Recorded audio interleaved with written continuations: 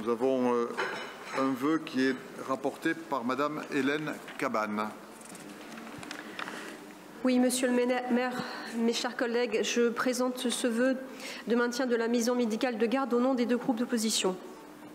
Alors que plus d'une Toulousaine et Toulousain sur deux vit dans un désert médical, alors que la population toulousaine augmente d'année en année de manière significative, alors que l'État affirme vouloir désengorger les urgences, offrir une permanence des soins et lutter contre la désertification médicale, nous sommes dans l'incompréhension quant à la décision de l'Agence régionale de santé et du Conseil de l'Ordre des médecins de Haute-Garonne de fermer la maison médicale de garde située sur le site de la Grave. La suppression de 85 000 € de subventions de l'ARS et de 45 000 € de la part de la Caisse primaire d'assurance maladie pour financer les lignes d'astreinte condamne de fait la poursuite de l'activité de la maison médicale. La maison médicale de garde de la Grave, qui accueille plus de 10 000 patients et patientes par an, dont un tiers étaient des enfants de moins de 6 ans en 2022, est idéalement située en plein cœur du centre-ville de Toulouse, sur le site historique de la Grave, qui propose depuis l'an 900, oui, depuis l'an 900, des soins à la population toulousaine, reçoit en accès direct tous les malades, est ouvert tous les soirs de 20 h à minuit, les dimanches et jours fériés de 8 h à minuit, c'est-à-dire aux heures où les cabinets de médecins généralistes sont fermés. Ce site travaille en collaboration avec les autres acteurs du soin et du social présents sur ce même site de la Grave. L'Agence régionale de santé indique que les patients et les patientes pourront se rendre soit au point de consultation SOS médecin, soit aux urgences du CHU de Purpan ou à la maison médicale de garde de Purpan.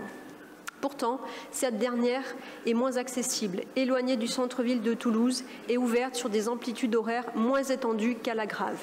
Pire, il faudra au préalable appeler le 15 pour être admis, alors que l'accès direct à la Grave était une condition essentielle, notamment pour les plus précaires et les plus éloignés du système de santé. Le succès médical et social du site de la Grave est incontesté.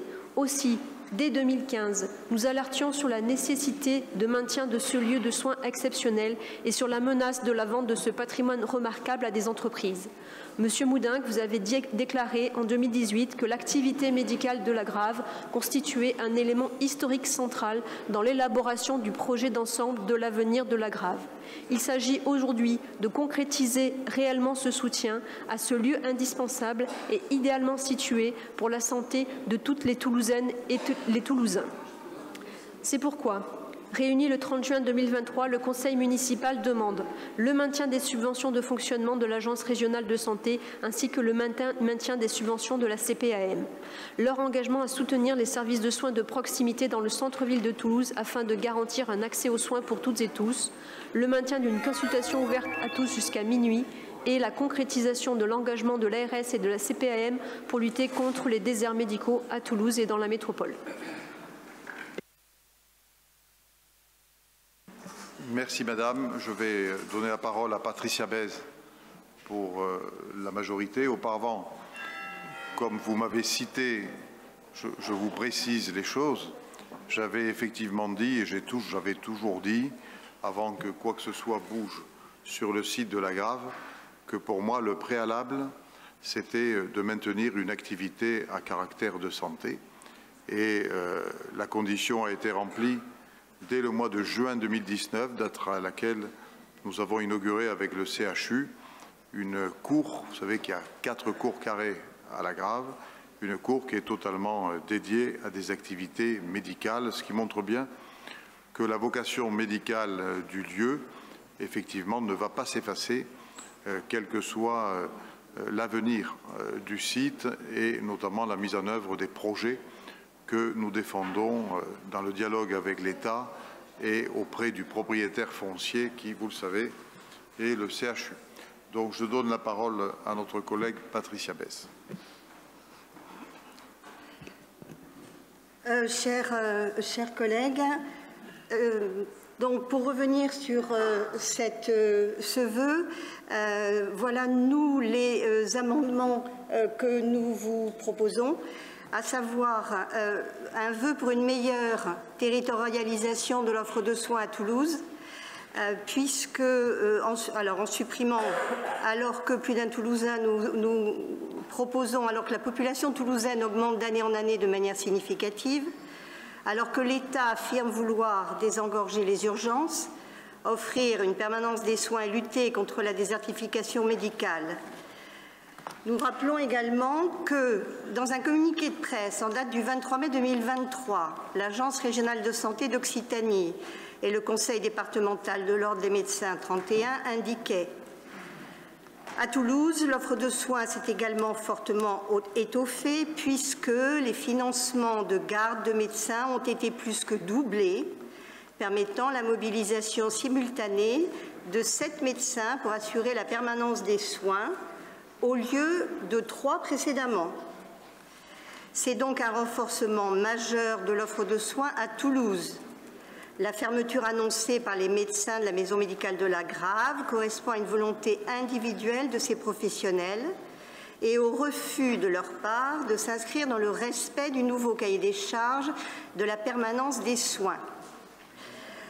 Pour information de tout le monde, la permanence des soins, c'est ce qu'on appelle effectivement les maisons médicales de garde, c'est-à-dire assurer la permanence quand les cabinets médicaux sont fermés.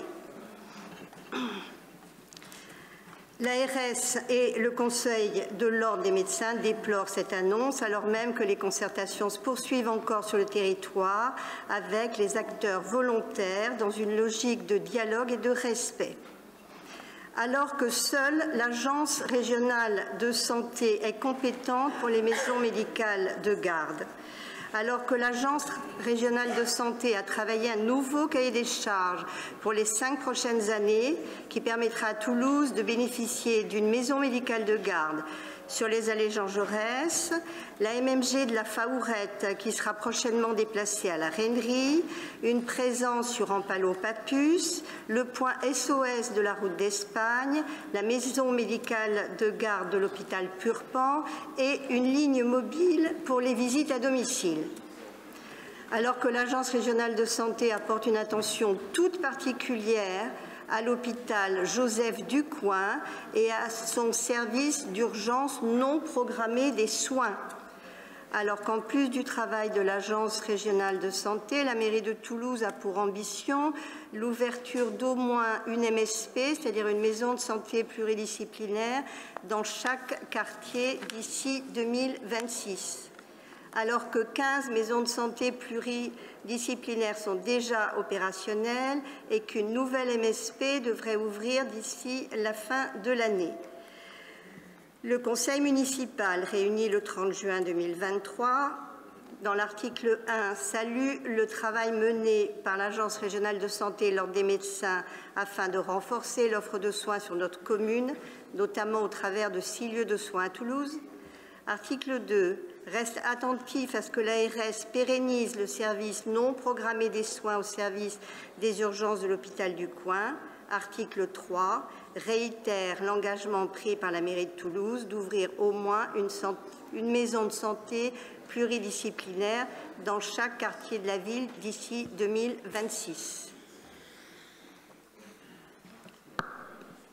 Madame Cabane, est-ce que vous acceptez les amendements proposés par la majorité et exposés par notre collègue Patricia Bèze? Nous vous proposons un vœu qui porte sur le soutien que le conseil municipal peut porter au maintien de la maison médicale de la Grave.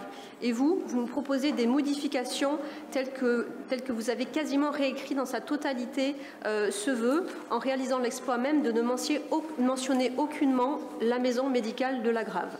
L'intention initiale de notre vœu était de travailler à une solution pour maintenir cette maison de garde sur site. Vous ne souhaitez pas soutenir notre initiative et de ce fait, nous retirons le vœu ayant été dénaturé de sa volonté première par votre totale réécriture. Très bien, donc votre vœu est retiré. Juste un petit commentaire. Ce que nous avons voulu, c'est poser la problématique de la santé de proximité sur l'ensemble de la ville.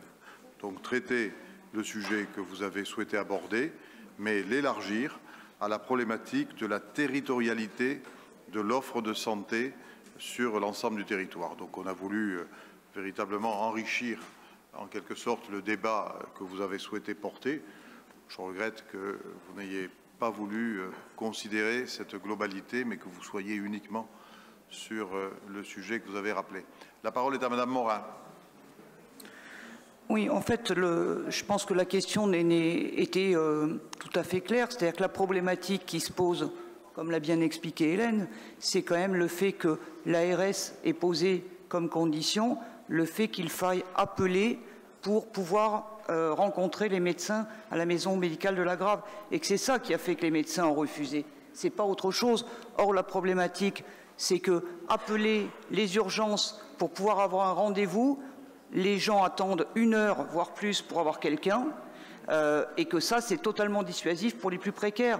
Et justement, c'était la spécificité de la maison médicale de la Grave, d'accueillir toutes les personnes de manière inconditionnelle, sans délai, et donc dans des conditions qui étaient adaptées aux plus précaires. Et c'est ça qui va manquer. Ça ne remet pas en cause le fait d'avoir des maisons médicales par ailleurs dans la ville. Mais il était essentiel d'avoir ce type de service dans la ville, au plus proche des plus précaires. Et c'est là que c'est vraiment dommage que vous ne saisissiez pas cette opportunité, que vous n'appuyiez pas la demande des médecins de la Grave. Très bien. Nous passons donc au vœu suivant.